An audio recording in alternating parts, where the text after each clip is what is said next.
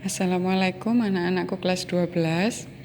Materi pertama daring kita yaitu tentang peluang.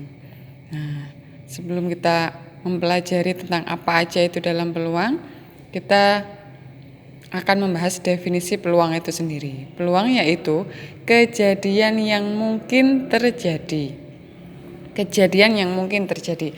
Mungkin kalian sering mendengar ya kata peluang itu apa.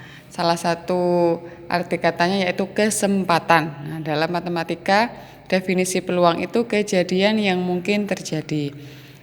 Yang pertama, sebelum kita belajar cara menghitung peluang, kita harus paham dulu tentang faktorial. Notasi faktorial di sini n faktorial.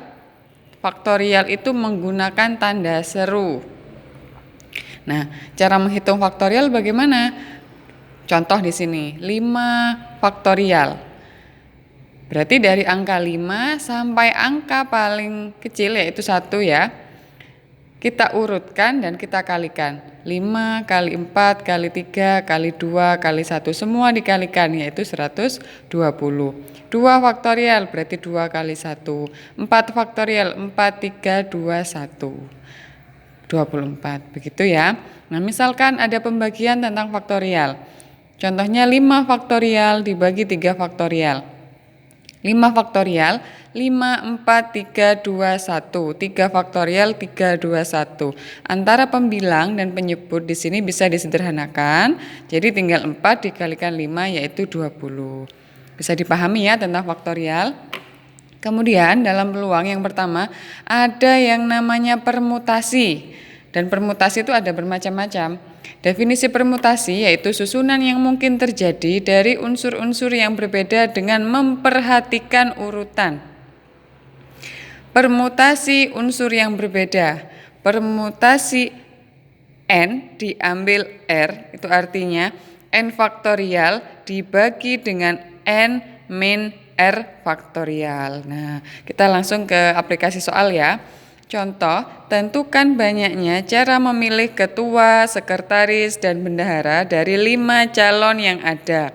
Kalau kita mau menentukan ketua, sekretaris, dan bendahara, pasti kita urut dari memilih ketua dulu, kemudian sekretaris dan bendahara. Nah, dalam memperhatikan urutan ini berarti termasuk dalam perhitungan permutasi. Nah, cara menyelesaikannya, permutasi 5 diambil 3. 5 calon, yang dipilih 3 calon. Berarti 5 faktorial dibagi 5 dikurangi 3. 5 min 3 faktorial. 5 faktorial per 2 faktorial. 5 faktorial 5 4 3 2 1. 2 faktorial 2 kali 1 kita sederhanakan. Kemudian 3 kalikan 4 kali 5 berarti ada 60 cara. Itu permutasi yang pertama. Kemudian yang kedua, ada permutasi dengan beberapa unsur yang sama. Nah, bagaimana kalau ada unsur yang sama? Contoh di soal ya, berapa banyak susunan berbeda yang dapat dibentuk dari kata matematika. Kita tentukan dulu banyaknya n, ada berapa huruf di sini? Ada 10. 1 2 3 4 5 6 7 8 9 10. Berarti n-nya 10. M, huruf M-nya ada 2, huruf A-nya ada 3, huruf T-nya ada 2. Berarti permutasi 10 diambil 2, 3, dan 2. Nah, kalau ada unsur yang sama berarti penyebutnya nanti semua ditulis di sini. 2, 3, 2. N-nya 10, unsurnya ada 2, 3, 2. Kemudian penyebutnya kita uraikan, pembilangnya juga diuraikan ya. Kemudian bisa disederhanakan, kita hitung semuanya ketemu 151.200 cara.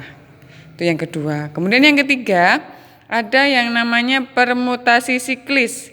Apa itu permutasi siklis? Permutasi yang menyusunnya melingkar. Nah, ini lebih mudah ya. Di sini rumusnya. Rumusnya P n min 1 faktorial.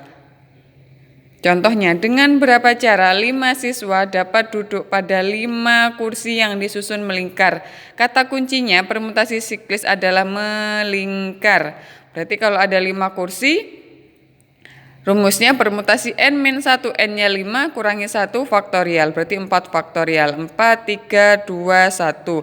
Ada 24 cara penghitungan permutasi siklis. Nah, itu materi pertama kita tentang peluang. Jadi peluang itu kita harus paham dulu faktorial, kemudian permutasi, dan ada 3 jenis permutasi. Yang pertama unsur yang berbeda, unsur yang sama, dan yang ketiga adalah siklis. Semoga bisa dipahami ya. Nanti kita latihan soal di materi selanjutnya. Oke, terima kasih.